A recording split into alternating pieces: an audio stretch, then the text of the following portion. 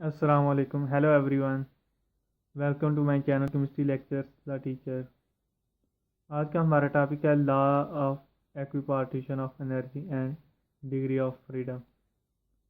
Law of equipartition energy को पहले मैं आपको बताता हूँ ये होता क्या है। Law of partition of energy ये कहता है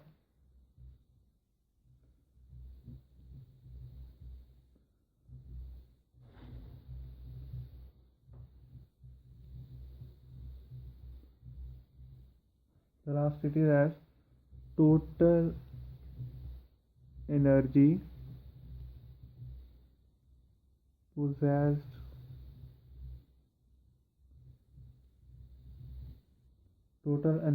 possessed by a molecule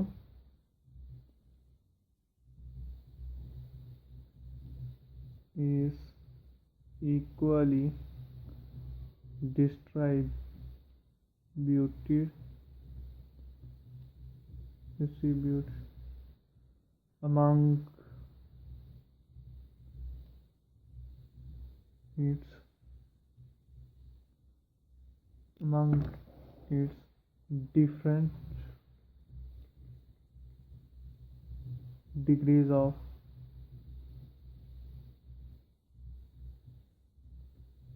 freedom। Law of equipartition energy कहता है कि टोटल एनर्जी जो एक मालिक्यूल में मौजूद होती है वो इसके डिफरेंट डिग्रीज ऑफ फ्रीडम में इक्वली डिस्ट्रीब्यूट होती है। ये है लॉ ऑफ इक्विपार्टीशन एनर्जी। लेकिन ये डिग्री ऑफ फ्रीडम क्या है, इसके बारे में आपको बताता हूँ।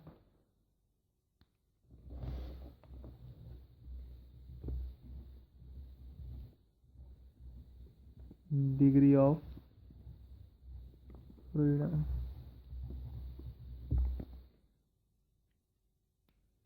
इसको डिफाइन किया जा सकता है ऐसे। It is defined as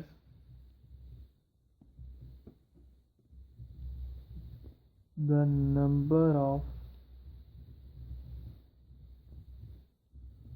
coordinates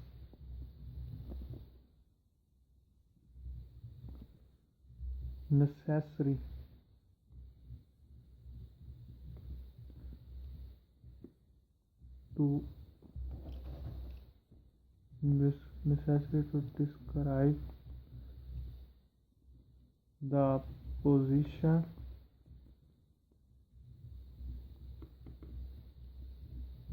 of a particle। Degree of freedom कहते हैं कि किसी पार्टिकल की पोजीशन को डिस्क्राइब करने के लिए हमें जितने कोऑर्डिनेट्स नेसेसरी हों, जिनकी ज़रूरत हो, वो होते हैं उस पार्टिकल के डिग्रीज ऑफ फ्रीडम। ठीक है।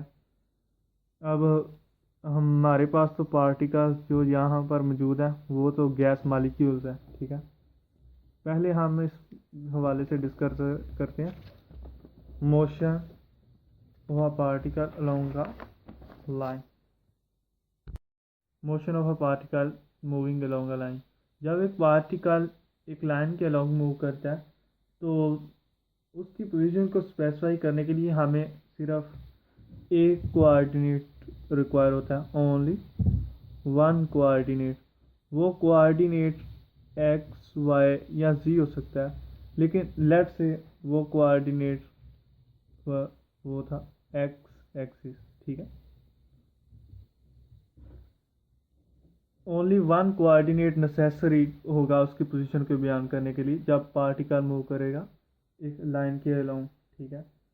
सिर्फ एक पार्टिकल उसकी पोजीशन को डिस्क्राइब करने के काफ़ी होगा, तो उसका तो फिर डिग्री ऑफ फ्रीडम की डेफिनेशन की रूल से डिग्री ऑफ फ्रीडम की number of coordinate necessary to describe the position of a particle. तो यहाँ पार्टिकल की पोजीशन को डिस्क्राइब करने के लिए सिर्फ एक कोऑर्डिनेट रिक्वायर है।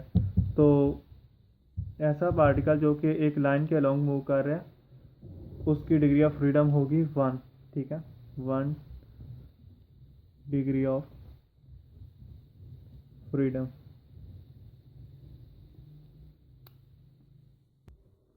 now motion of a particle on a two dimensional plane। जब पार्टिकल एक टू डिमेंशनल प्लेन में मूव करेगा तो उसकी जो पोजीशन है उसको डिस्क्राइब करने के लिए हमें दो कोऑर्डिनेट्स की ज़रूरत होगी, ठीक है। Two coordinates, let's say X and Y, are necessary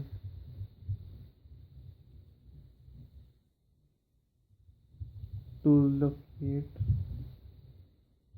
its position। तो यहाँ पे दो कोऑर्डिनेट्स हमें रिक्वायर हैं उसकी पोजीशन मालूम करने के लिए। तो ऐसा पार्टिकल जो कि टू डिमेंशनल प्लेन में मूव कर रहा है उसका डिग्री ऑफ फ्रीडम होगा 2, ठीक है। 2 degree of freedom, 2 degrees of freedom. Particle moving in 3 dimensional space. अब पार्टिकल एक 3 डिमेंशनल स्पेस में मूव कर रहा है तो इसकी पोजीशन को बयान करने के लिए हमें 3 कोऑर्डिनेट्स रिक्वायर होंगे, ठीक है। 3 coordinates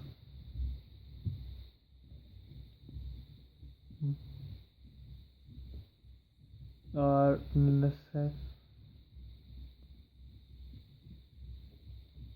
to describe its position। सो इसके डिग्रीज ऑफ फ्रीडम कितने होंगे? 3 degrees of freedom.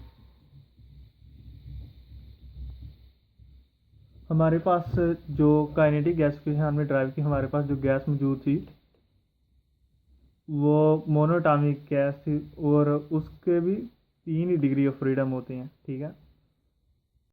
Monoatomic gas molecule in box, उसमें भी डिग्री ऑफ फ्रीडम 3 ही होते हैं क्योंकि मोनोटॉमिक गैस में जो मॉलिक्यूल है वो एक एटम पर मुश्तमिल होता है और 3 कोऑर्डिनेट्स ही रिक्वायर होते हैं उसकी पोजीशन को बयान करने के लिए, ठीक है। अब हम देखते हैं डायटॉमिक गैस मॉलिक्यूल इसको, ठीक है। अब इसकी में 2 एटम्स पर मुश्तमिल होता है मॉलिक्यूल और हर एटम की पोजीशन को बयान करने के लिए 3 कोऑर्डिनेट्स रिक्वायर होते हैं, ठीक है। 2 एटम्स पे मुश्तमिल होता है मॉलिक्यूल और 3 कोऑर्डिनेट्स फॉर ईच एटम। तो इसकी डिग्री ऑफ फ्रीडम क्या होंगे? 6 डिग्रीज ऑफ फ्रीडम। तो इन जनरल अगर हम बात करें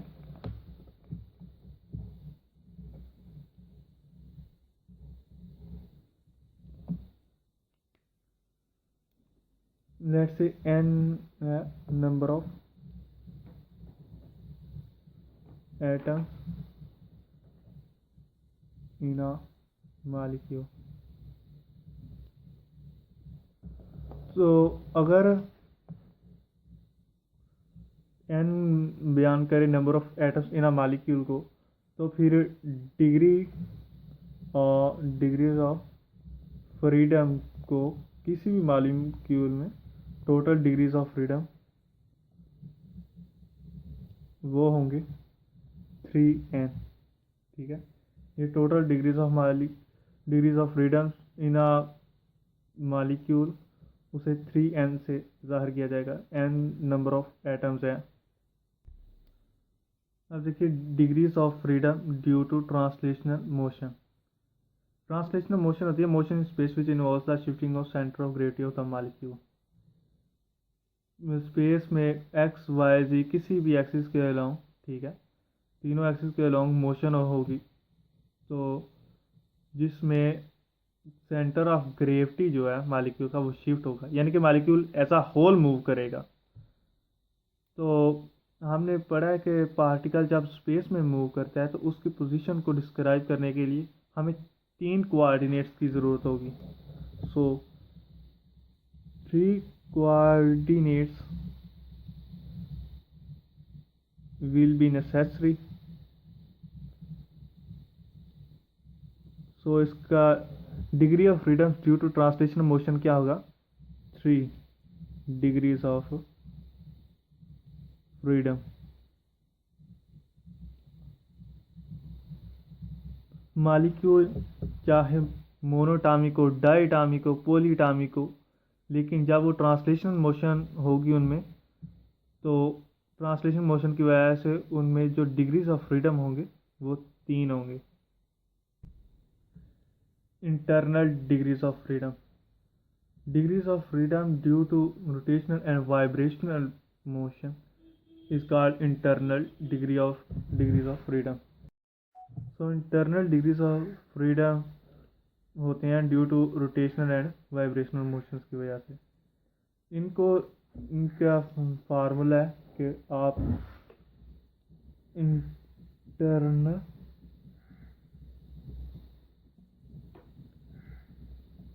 डिग्रीज ऑफ फ्रीडम ये बराबर होते हैं total degrees of freedom minus translational degrees of freedom. Translational degrees of freedom. So total degrees of freedom 3n होते हैं minus translational degrees of freedom हमने मालूम किया था पीछे कि वो 3 होते हैं। ठीक है, ये फार्मूला है। इंटरनल डिग्रीज ऑफ फ्रीडम ये बराबर होंगे 3n-3। अब हम अलग-अलग बात करते हैं रोटेशनल डिग्रीज ऑफ फ्रीडम और वाइब्रेशनल डिग्रीज ऑफ फ्रीडम की। रोटेशनल डिग्रीज ऑफ फ्रीडम या degrees of freedom due to rotational motion. Rotational motion होती है motion which provides a net angular momentum about the centre of gravity. ठीक है, कि जब molecule move करे तो उसके सेंटर ऑफ ग्रेविटी के गिर्द जो है वो एंगुलर मोमेंटम जो है प्रोड्यूस हो। ठीक है, अब हम इसमें बात करते हैं डाइटामिक की और पॉलीएटॉमिक लीनियर की। ठीक है, डाइटामिक और पॉलीएटॉमिक लीनियर मॉलिक्यूल्स दोनों रोटेशनल के हवाले से सेम ही है। इसमें रोटेशनल मोशन जो है वो इसके एक्सिस के परपेंडिकुलर हो सकती है, जो कि दो तरह मुमकिन है। ठीक है, एक कि ये वाई एक्सिस के अलोंग रोटेट करे इस तरह। ठीक है, ये वाई एक्सिस के अलोंग, और दूसरा है ये जी एक्सिस के अलोंग रोटेट करे, वो इस तरह, इस तरह और इस तरह। ठीक है, यानी कि ऐसे समझ लीजिए यहाँ ये ऐसे रोटेट करे, ऐसे, या इस तरह। ठीक है, रोटेट करे। अब तीसरी किस्म की रोटेशन है कि ये एक्स के गिर्द रोटेट करे, एक्स के गिर्द ये रोटेट करेगा तो उसके सेंटर ऑफ ग्रेविटी के अबाउट कोई भी जो है वो एंगुलर मोमेंटम प्रोड्यूस नहीं होगा। इस वजह से rotational degrees of freedom for linear molecules, क्योंकि डाइटामिक तो होते ही लीनियर है, और पॉलीटामिक लीनियर मालिक्यूल्स, ठीक है, उसके लिए 2 है। फॉर, यहाँ लिख लेते हैं, फॉर लीनियर मालिक्यूल्स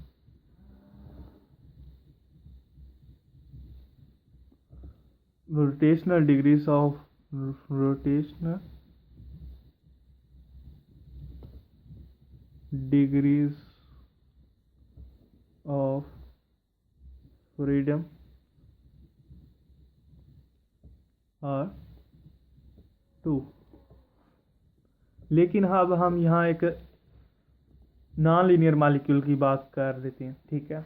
अब ये मालिक्यूल एक्स के अराउंड रोटेट करे, वाई के अराउंड या जी के अराउंड, इसमें एंगुलर मोमेंटम जो है वो इसके सेंटर ऑफ ग्रेविटी के अराउंड प्रोड्यूस होगा। इसलिए नॉन लीनियर मालिक्यूल जो हैं उनमें रोटेशनल डिग्रीज ऑफ फ्रीडम की वैल्यू होती है 3 फॉर नॉन लीनियर molecules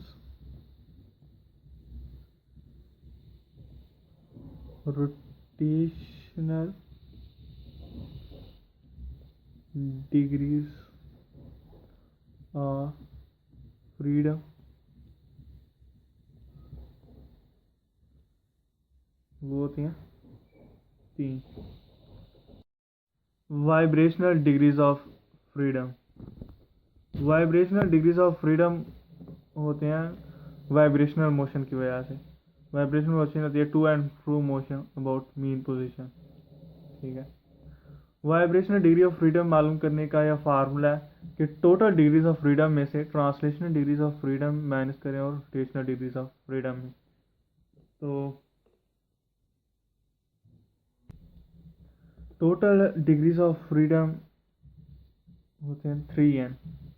तो हमने देखा कि हर मालिक्यूल के लिए ट्रांसलेशनल डिग्रीज ऑफ फ्रीडम जो है वो 3 ही होते हैं, लेकिन रोटेशनल डिग्रीज ऑफ फ्रीडम वो अलग-अलग हैं लीनियर मालिक्यूल्स के लिए और नॉन लीनियर मालिक्यूल्स के लिए, ठीक है। अब पहले फार्मूले हम लिखते हैं कि for linear molecules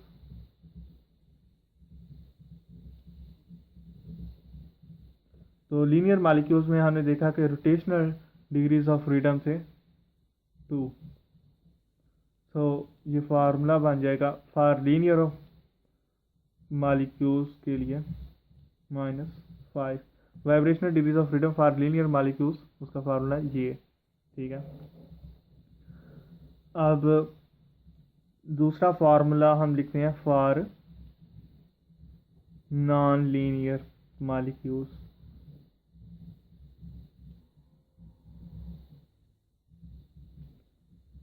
total degree of freedom का फार्मूला ये है,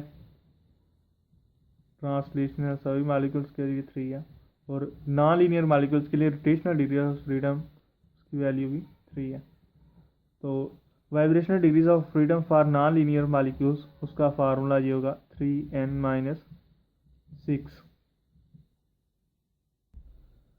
सो rotational degrees of freedom for diatomic molecule, diatomic molecules होते ही लीनियर है।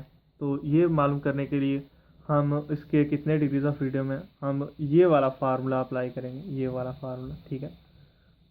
3n की जगह डायटॉमिक है तो 2 एटम्स पे मिश्रित होगा मालिक्यूल्स -5, तो ये इसका जवाब आएगा 1।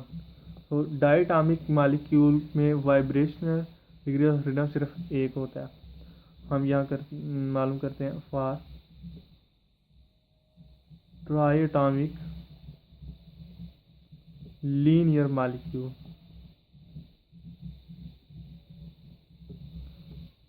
उसके लिए भी ये वाला फार्मूला अप्लाई होगा, लेकिन इसमें एटम्स 3 है -5। फॉर ट्राइएटॉमिक लीनियर मालिक्यूल के लिए, लीनियर मालिक्यूल है, यही फार्मूला अप्लाई होगा। तो ये वाइब्रेशन डिग्री ऑफ फ्रीडम इसके निकल आए 4। For triatomic non linear molecules ये फार्मूला अप्लाई होगा नॉन लीनियर मालिक्यूल्स वाला, और इसके डिग्रीज ऑफ फ्रीडम जो वाइब्रेशनल डिग्रीज ऑफ फ्रीडम है वो उसकी वैल्यू निकल आएगी 3। सो डिग्रीज ऑफ फ्रीडम जो है वो 3 किस्म के होते हैं, ट्रांसलेशनल, रोटेशनल और वाइब्रेशनल। वाइब्रेशनल और रोटेशनल को कलेक्टिवली हम इंटरनल डिग्रीज ऑफ फ्रीडम भी कहते हैं, ठीक है। और जब हमने इन सभी डिग्रीज ऑफ फ्रीडम को डिस्कस कर लिया, अब हम हर मालिक्यूल की एनर्जी मालूम करेंगे इसी कंसेप्ट को यूज़ करते हुए। लॉ इक्विपार्टीशन ऑफ एनर्जी के मुताबिक energy possessed by a molecule is equally distributed among its different degree of freedom. So for translational motion,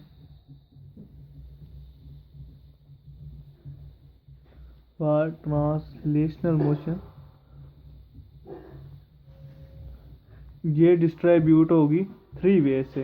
it will be distributed in 3 ways, क्योंकि 3 degree of freedoms होते हैं, ठीक है, translational motion के। तो energy भी 3 हिस्सों में तकसीम होगी।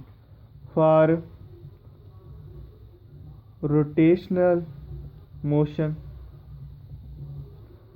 रोटेशनल मोशन में 2 केसेस होंगे।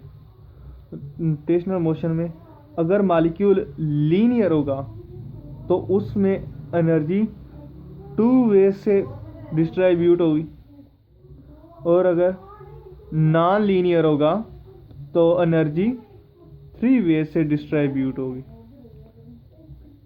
क्योंकि लीनियर के लिए रोटेशनल डिग्री ऑफ फ्रीडम्स 2 है और नॉन लीनियर के लिए 3 है। अब तीसरा है for vibrational motion. Vibrational motion में, ट्रांसलेशनल मोशन में लीनियर मॉलिक्यूल्स के लिए ये 3n-5 वेज से डिस्ट्रीब्यूट होगी एनर्जी, और नॉन लीनियर के लिए 3n-6 वेज से। ये एनर्जी डिस्ट्रीब्यूशन होगी ट्रांसलेशनल, रोटेशनल और वाइब्रेशनल में। सॉरी, यहाँ पे 2 आएगा, यहाँ पे भी 2 आएगा। अब आप पूछेंगे 2 कैसे, क्यों आया? ट्रांसलेशनल मोशन होती है तो उसमें एनर्जी जो है वो प्योरली काइनेटिक होती है, रोटेशनल में भी काइनेटिक होती है, लेकिन वाइब्रेशनल में काइनेटिक और पोटेंशियल एनर्जी दोनों इन्वॉल्व होती हैं। आपने जैसे कि पढ़ा होगा सिंपल पेंडुलम के वाइब्रेशन, ठीक है, उसमें जब एक्सट्रीम पोजीशन पे पेंडुलम पहुंच जाता था तो उसकी पोटेंशियल एनर्जी जो है वो मैक्सिमम हो जाती थी, और मेन पोजीशन पर उसकी जो है पोटेंशियल एनर्जी वो 0 हो जाती थी और काइनेटिक एनर्जी मैक्सिमम हो जाती थी। इसलिए वाइब्रेशनल मोशन में काइनेटिक और पोटेंशियल एनर्जी दोनों इन्वॉल्व हैं, इसलिए ये 2 इस्तेमाल हुआ है। फॉर वाइब्रेशनल मोशन एनर्जी जो है वो 2 × 3n-5 वेज में डिस्ट्रीब्यूट होती है for linear molecules, and for non linear molecules ये डिस्ट्रीब्यूट होती है 2 × 3n-6 वेज में, ठीक है। अब हम मालूम करेंगे energy value for 1 degree of freedom. Law of equipartition of energy के मुताबिक जो एनर्जी है वो तमाम डिग्री ऑफ फ्रीडम्स में इक्वल होती है। तो अगर हमें 1 डिग्री ऑफ फ्रीडम में जो एनर्जी है वो मालूम हो जाए तो हम किसी भी मॉलिक्यूल की एनर्जी मालूम कर सकते हैं। Kinetic gas equation in terms of kinetic energy, इस पर मेरा एक लेक्चर भी है, आप सुन सकते हैं। और जब हम इसकी डेरिवेशन की थी तो हमने देखा था कि translational kinetic energy for 1 molecule, उसकी वैल्यू ये आई थी हमारे पास, ठीक है। अब ट्रांसलेशनल डिग्री ऑफ फ्रीडम्स हमने देखा था कि वो 3 होती हैं, तो इस वजह से ये जो वैल्यू होगी ये 3 डिग्री ऑफ फ्रीडम्स की होगी। और क्योंकि हर डिग्री ऑफ फ्रीडम में इक्वल एनर्जी होती है तो इसको 3 से तकसीम करने से हमारे पास जो है वो 1 डिग्री ऑफ फ्रीडम की वैल्यू आ जाएगी। मैं ऐसे लिख सकता हूँ कि energy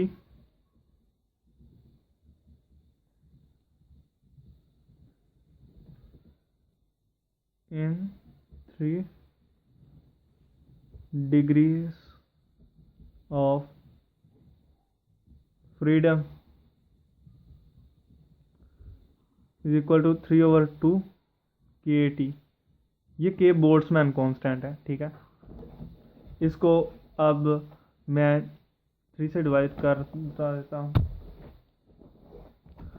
energy for 1 degree of freedom 1/3, 3 से डिवाइड कर रहा हूँ। ये देखिए इस तरह से इसको मैं 3 से डिवाइड कर रहा हूँ, 1/3 करके 3/2 KT वैसे लिखेंगे। 3/2 KT, 3 से कट जाएगा। सो ये वैल्यू हमारे पास आ जाएगी 1/2 KT। आई एम सॉरी कि ये कैपिटल टेम्परेचर के लिए है KT। सो ये हमारे पास 1 डिग्री ऑफ फ्रीडम की वैल्यू आ गई है। अब ये हमने जो वैल्यू निकाली 1/2 KT, ये वैल्यू वैलिड है for translation and rotational degrees of freedom के लिए। उसकी वजह यह है कि ट्रांसलेशनल और रोटेशनल मोशन में सिर्फ और सिर्फ काइनेटिक एनर्जी इन्वॉल्व होती है, लेकिन वाइब्रेशनल डिग्रीज ऑफ फ्रीडम के लिए ये वैल्यू वो नहीं है, क्योंकि वाइब्रेशनल मोशन में काइनेटिक और पोटेंशियल एनर्जी दोनों इन्वॉल्व होती हैं। तो उसमें 1/2 KT काइनेटिक के लिए और 1/2 पोटेंशियल एनर्जी 1/2 KT यहाँ आएगा, 1/2 KT पोटेंशियल एनर्जी के लिए आएगा। इसलिए वाइब्रेशनल में मोशन में each degree of freedom is equal to 1 KT होगा, ठीक है। अब क्योंकि हमें डिग्रीज ऑफ फ्रीडम की वैल्यू तो मालूम हो गई है, तो हम इस तरह मालूम कर सकते हैं एनर्जी की values. Energy of monoatomic molecule में डिग्री ऑफ फ्रीडम 3 होता है, क्योंकि एक ही एटम है और वो सारे के सारे ट्रांसलेशनल डिग्रीज ऑफ फ्रीडम होते हैं। तो इसको हमने ET total energy of 1 molecule मालूम करने के लिए हमने डिग्रीज ऑफ फ्रीडम को 1/2 KT से ज़रब दिया, जो कि 1 डिग्री ऑफ फ्रीडम की वैल्यू है ट्रांसलेशन के लिए। हमारे पास ये एनर्जी आ गई for 1 molecule of a monoatomic gas के। अब energy of a diatomic molecule, इसमें टोटल डिग्री ऑफ फ्रीडम, चूँकि इसमें 2 एटम होते हैं, जो मालिक्यूल है वो 2 एटम्स पर मुश्तमिल होता है, तो इसका 6 हो गया। ट्रांसलेशन डिग्री ऑफ फ्रीडम 3 है, रोटेशनल डिग्रीज ऑफ फ्रीडम 2 हैं। उसकी वजह यह है कि डायटॉमिक मालिक्यूल्स तो होते ही लीनियर है। वाइब्रेशनल डिग्रीज ऑफ फ्रीडम इसकी वैल्यू मालूम की 1 आई। अब total energy of 1 molecule of diatomic gas, उसकी लिए ये देखिए, जिसमें 3 ट्रांसलेशनल थी, हर एक डिग्री ऑफ फ्रीडम की है 1/2 KT। 2 rotational degrees of freedom थी, उसको भी थी, और वाइब्रेशनल एक ही थी, क्योंकि हर वाइब्रेशनल डिग्री ऑफ फ्रीडम के लिए KT की वैल्यू होती है। आपको मालूम है कि काइनेटिक और पोटेंशियल एनर्जी, क्योंकि दोनों इन्वॉल्व होती हैं वाइब्रेशन में, तो इसकी टोटल वैल्यू ये निकल आई। ये के बोल्ट्जमैन कांस्टेंट है, दोबारा बता रहा हूँ। आगे एनर्जी फॉर ट्राइटॉमिक मालिक्यूल, जब वो लीनियर हो, अगर लीनियर मालिक्यूल हो, total degrees of freedom 3 items हैं, 9 हो गया। रोटेशनल डिग्रीज ऑफ फ्रीडम 2 है, क्योंकि लीनियर है मालिक्यूल। ट्रांसलेशनल, इसमें ट्रांसलेशनल तो 3 ही होगा ना। वाइब्रेशनल जो डिग्रीज ऑफ फ्रीडम है उसकी वैल्यू 4 आई। अब टोटल एनर्जी ऑफ 1 मालिक्यूल और ट्राइटॉमिक मालिक्यूल जो कि लीनियर है, उसमें 3 ट्रांसलेशनल के, उससे ज़रा भी 2 रोटेशन के 1/2 KT से ज़रा भी, और रोटेशन के लिए हर डिग्री ऑफ फ्रीडम के लिए 1 KT होता है, इसलिए 4 KT बन गया, और उसकी टोटल एनर्जी फॉर 1 मालिक्यूल ये आ गई। नॉन लीनियर मालिक्यूल्स हों तो फिर टोटल एनर्जी, ये भी ट्राइटॉमिक मालिक्यूल है लेकिन नॉन लीनियर है, 3 टोटल 9 आ गई total degree of freedom. Translational वो 3 है, और रोटेशनल 3 होगी क्योंकि नॉन लीनियर है, और वाइब्रेशनल की वैल्यू भी 3 निकल आई। अब ये रोटेशनल डिग्रीज ऑफ फ्रीडम है, ये आई एम सॉरी, ये ट्रांसलेशनल डिग्रीज ऑफ फ्रीडम है, ये रोटेशनल डिग्रीज ऑफ फ्रीडम, और ये वाइब्रेशनल। अब इससे टोटल वैल्यू 6kT आ गई। इसी तरह energy of tetra atomic molecule, total degrees of freedom 3 × 4 12 हो गया। ट्रांसलेशनल 3 ही है, रोटेशनल क्योंकि टेट्रा एटॉमिक मॉलिक्यूल लीनियर तो होगा नहीं, नॉन लीनियर ही है। वाइब्रेशनल की वैल्यू भी आ गई, फॉर 1 मॉलिक्यूल वैल्यू हमारे पास इसी तरह ये आ गई। ट्रांसलेशनल, रोटेशनल और वाइब्रेशनल को उनके रिस्पेक्टिव डिग्री ऑफ फ्रीडम्स के साथ हमने जब ऑब्जर्व किया तो ये वैल्यू हमारे पास आ गई। हाँ, अब ये सब वैल्यूज हमारे पास एक मॉलिक्यूल के लिए आई हैं, लेकिन हम 1 मोल ऑफ मॉलिक्यूल्स के लिए क्या करेंगे, तो वो होती है ET।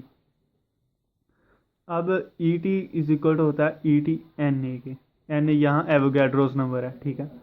Energy of 1 mole of monotonic molecule, उसकी एग्जांपल हम जहाँ ले रहे हैं, तो उसकी 1 मॉलिक्यूल की होती है 3/2kT। उसको Na से हमने इंटू किया, तो ये के बोल्ट्जमैन कांस्टेंट ये इक्वल टू होता है general gas constant over Avogadro's number. तो हमने यहाँ पे इसकी वैल्यू पुट की, एवोगैड्रो नंबर से कट किया, और ET की वैल्यू 3/2kT है, RT आ गई। आप देखिए कि ये जो वैल्यूज़ हैं, सिर्फ अगर 1 मॉलिक्यूल के लिए 3/2kT है, तो 1 मोल के लिए सिर्फ K की जगह R आ जाएगा। इसी तरह बाकी इसकी भी वैल्यू, बाकी मुख्तलिफ एटॉमिसिटी वाले मॉलिक्यूल्स की आप एनर्जी मालूम कर सकते हैं।